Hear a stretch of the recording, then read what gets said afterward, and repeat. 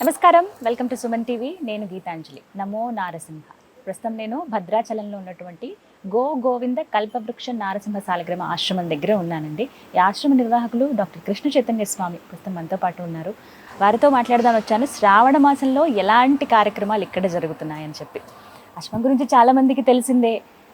ధర్మబద్ధంగా మనకున్నటువంటి కోరికలు ఏవైతే ఉంటాయో ఎప్పటి నుంచో తీరనివి ఒక్కసారి వచ్చి ఆ స్వామివారి ముందు విన్నవించుకొని ముడుపు కట్టి 9 ప్రదక్షిణలు చేసి ఆ ముడుపుని స్వామివారి దగ్గర ఉంచితే అనతి కాలంలోనే ఆ కోరికలు నెరవేరుతాయి. ఇది నేను చెప్పడం కాదు, ఇలా ఎంతోమంది భక్తులు కోరికలు నెరవేరి వాళ్ళు స్వామివారి నిదర్శనాలను చెప్పిన సందర్భాలు ఎన్నో చూసాం. అందులో భాగంగా ఇక్కడ ఎప్పుడూ నిత్యం పూజా కార్యక్రమాలు జరుగుతాయి, విశేషమైన పూజలు కూడా జరుగుతాయి. ప్రతి ఒక్కటి కూడా భక్తులకి వాళ్ళ సౌకర్యార్థం, వాళ్ళకి ఏ విధమైన పూజలు చేస్తే మంచి జరుగుతుంది అనేది ఎప్పుడు ఆలోచిస్తూనే ఉంటారు కృష్ణ చైతన్య స్వామి వారు. అయితే ఈ శ్రావణ మాసంలో చేసేటువంటి పూజల గురించి స్వామి మాటలో విని తెలుసుకుందాం. గురుగారు నమస్కారం అండి. నమస్కారం. శ్రావణ మాసం వచ్చేసింది. మాసమే చాలా విశేషం అండి. ప్రతిరోజు ఏదో ఒక పండగ ఉంటూనే ఉంటుంది. అయితే మరి ఇక్కడ ప్రత్యేకించి మన ఆశ్రమంలో స్వామివారి సన్నిధిలో జరిగేటువంటి కార్యక్రమాలు ఏమిటి? తప్పకుండా. అంటే ప్రతినిత్యం అంటే శ్రావణ మాసంలో ప్రతినిత్యం కూడా చాలా విశేషమైనటువంటి కార్యక్రమం ఉంటాయి. ముందుగా శ్రావణము అంటే శ్రవణ నక్షత్రంతో పౌర్ణమి ఏదైతే కలిసి ఉంటుందో దానికి శ్రావణ మాసము అని పేరు. మనకున్నటువంటి నవవిధ భక్తి మార్గాల్లో శ్రవణము అనేటువంటిది చాలా గొప్పది. అంటే భగవంతుడి యొక్క వైభవం గురించి ఎవరైనా చెప్తుంటే దాన్ని విన్నా కూడా మనం పుణ్యాత్ములు అవుతాము, మన పాపాలు పటాపంచలు అవుతాయని చెప్పి పేరం.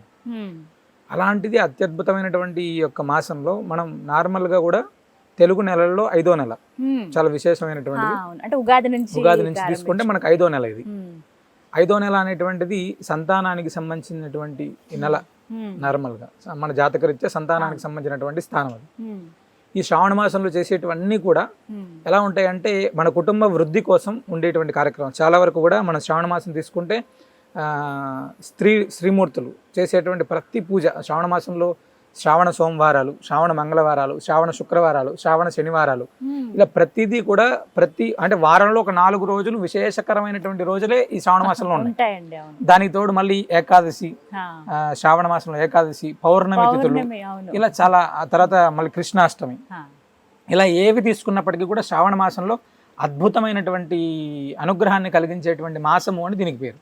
అయితే శ్రావణ మాసంలో ఇక్కడ ఏం చేస్తున్నాం అసలు? ఈ శ్రావణ మాసం సందర్భంగా జరిగేటువంటి కార్యక్రమాల వివరాలు తీసుకుంటే మొట్టమొదటిగా ఫస్ట్ శ్రావణ మాసంలో ఫస్ట్ శుక్రవారమే గరుడ పంచమి వచ్చిందమ్మ. మొదటి శుక్రవారం గరుడ పంచమి 9వ తారీఖు, ఆగస్టు 9వ తారీఖు వస్తుంది. గరుడ పంచమి అనేటువంటిది చాలా విశేషమైనటువంటి రోజు.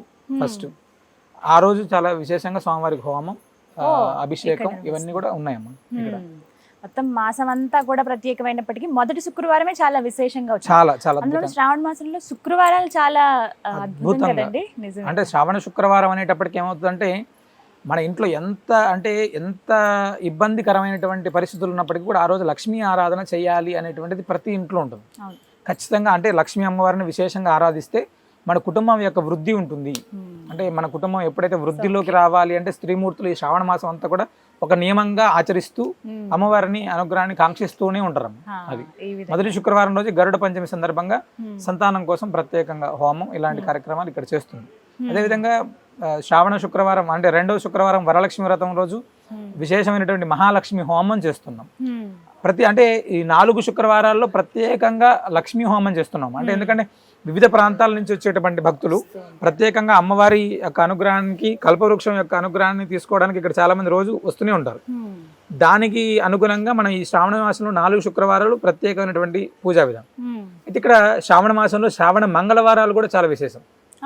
అంటే మంగళగౌరి వ్రతం చేసుకుంటుంటారు. అంటే ఫస్ట్ పెళ్ళైనటువంటి వాళ్ళు కొత్తగా అంటే భగవంతుడి సన్నిధిలో శ్రావణ మంగళవారం అంటే నార్మల్గా కూడా మంగళవారం స్వామికి ఇక్కడ చాలా ప్రీతికరంగా స్వామివారికి అభిషేకం. ఎవరైతే మంగళవారం రోజు శ్రావణ మంగళవారం రోజు దంపతులు వచ్చేటువంటి వాళ్ళు కానీ ప్రత్యేకంగా ఆర్థికంగా ఉండేటువంటి వాళ్ళు ఎవరైనా ఇబ్బంది ఉండేటువంటి వాళ్ళు స్వామివారిని దర్శిస్తే అద్భుతమైనటువంటి ఫలితాన్ని కూడా మనకు వస్తుందమ్మ. ఇక్కడ ఈ విధంగా గరుడ పంచమి అన్నారు. అసలు ఏమిటి గరుడ పంచమి విశిష్టత ఏంటి? ఆ రోజున అసలు ఏం చేస్తారు? ప్రత్యేకంగా ఇక్కడ ఆశ్రమంలో జరిగేటువంటి పూజా కార్యక్రమాలు ఏంటి చెప్పండి. గరుడ పంచమి అనేటువంటిది శ్రావణ మాసంలో 5వ రోజు, శ్రావణ శుద్ధ పంచమి. అంటే చాలా ప్రాంతాల్లో శ్రావణ మాసంలో చవితి రోజు నాగుల చవితి గాను, అంటే ఈ ప్రాంతంలో మనం కార్తీక మాసంలో చేస్తాం కదా, అలాగా గరుడ పంచమి అనేటువంటిది అంటే చాలా ప్రాంతాల్లో శ్రావణ శుద్ధ చవితి ఏమో నాగుల చవితి గాను, శ్రావణ శుద్ధ పంచమినేమో గరుడ పంచమి గాను చేస్తారమ్మా.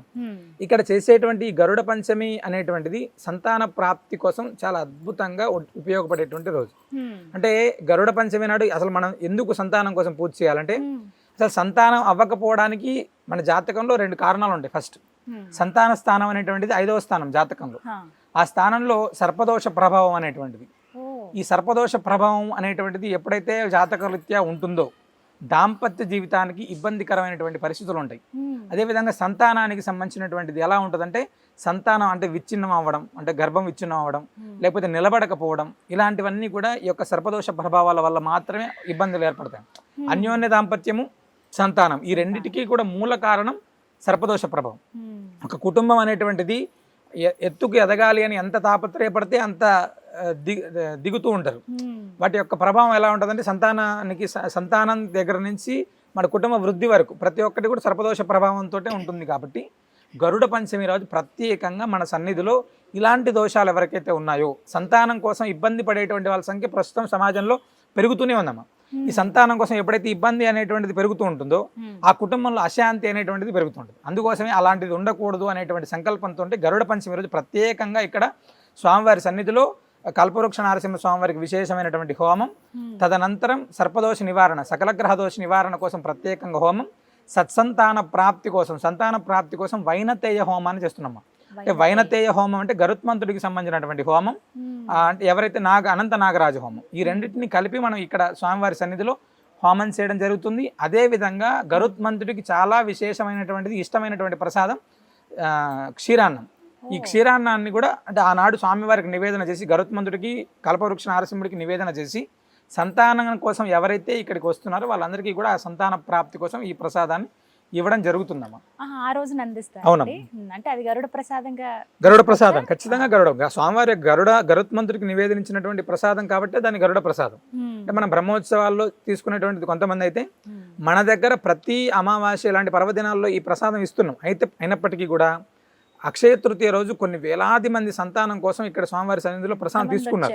చాలా చాలా అద్భుతంగా. అయితే ఈ సంవత్సరం అలా తీసుకున్నటువంటి వాళ్ళు కొంతమంది అయితే తీసుకున్న తర్వాత కేవలం ఒక నెల 2 నెలల్లోనే చాలా ఇళ్లలో తీసుకున్నటువంటి సుమారు ఒక 70% వాళ్ళు మాకు చాలా మంది ఫోన్లు చేసి, ఇక్కడికి వచ్చిన తర్వాత మాకు సంతానం నిలబడింది, డాక్టర్ దగ్గరికి వెళ్ళిన తర్వాత మాకు చాలా పాజిటివ్ రిజల్ట్స్ వచ్చాయి అని చెప్తుంటే చాలా ఆనందం వేసింది. తర్వాత కొంతమంది అడుగుతున్నారు, స్వామి ఇలాంటిది ఏదైనా మళ్ళీ ఉంటే తప్పకుండా తెలియజేయండి. ఇప్పుడు సామాజిక మాధ్యమాలు తెలియజేస్తే తప్పకుండా అవకాశం ఉంటుంది ఖచ్చితంగా. అంటే ఆనాడు ఎవరైతే తీసుకున్నారో వాళ్ళందరికీ మంచి అద్భుతమైనటువంటి రిజల్ట్ వచ్చిందమ్మా. అక్షయ తృతీయ రోజు వచ్చి ఇక్కడ ప్రసాదం తీసుకున్నారు సంతానం కోసం, చాలా విశేషమైనటువంటి ఫలితం అని చాలా మంది మన ఈ మధ్యకాలం మీడియా సోదరులు కూడా అడిగారు. ఖచ్చితంగా అయిందా మేము తెలుసుకోవచ్చు అంటే తప్పకుండా తెలుసుకోండి.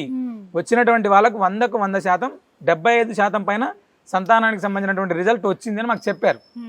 మళ్ళీ కూడా గరుడ పంచమి రోజు చాలా అద్భుతంగా సత్సంతాన ప్రాప్తి కోసం ఈ యొక్క క్షీరాన్న ప్రసాదాన్ని ఇస్తున్నాము. విన్నారుగా స్వామి మాటల్లోనే ప్రత్యేకించి చెబుతూ ఉన్నారు. అక్షయ తృతీయ రోజు కార్యక్రమం జరిగిందండి. అప్పుడు ప్రసాదం కొంతమంది తీసుకున్నారు. వాళ్ళకి దాని దగ్గర 75% మందికి వాళ్ళు సత్ఫలితం అంటే సంతానం పొందే అవకాశాన్ని, ఆ భాగ్యాన్ని వాళ్ళు అందుకున్నారు. ఇలా మీకు కూడా మీరు చాలా రోజులుగా వేచి చూస్తున్నాము, అప్పుడు మేము మిస్ అయిపోయామే, మళ్ళీ ఏమైనా అవకాశం ఉందా అని చెప్పి చాలామంది అడిగారట గురువుగారిని. ఇదొక సదావకాశం. గరుడ పంచమి ఆగస్టు 9వ తారీఖున శ్రావణ మాసంలో వచ్చేటువంటి మొదటి శుక్రవారం రోజునండి. ఆ రోజు మీరు వచ్చి ఇక్కడ స్వామిని దర్శించుకోవచ్చు. అలాగే తీర్థ ప్రసాదాలను కూడా స్వీకరించండి. గురువుగారు, మరి ఎవరైతే ఎలా రావాలి ఈ వివరాలు తెలియజేయండి. ఏమన్నా నమోదు చేసుకోవాలా? ఖచ్చితంగా, ఎందుకంటే మనకు వచ్చే వాళ్ళ సంఖ్య తెలియాలి ఫస్ట్. ఎందుకంటే వేలాది మంది భక్తులు వస్తుంటారు కదా. ఖచ్చితంగా మన సంస్థకు సంబంధించినటువంటి నెంబర్ని ఇవ్వడం జరుగుతుంది. వాళ్ళు వచ్చి తెలియజేస్తే తప్పకుండా ముందుగా వివరాలు నమోదు చేసుకుంటారు. అయితే వచ్చేటువంటి వాళ్ళందరూ కూడా ప్రాతకాలం 6:30-7 గంటలకల్లా ఇక్కడ ఉండాలి. రాత్రి దాకా ఇస్తారు.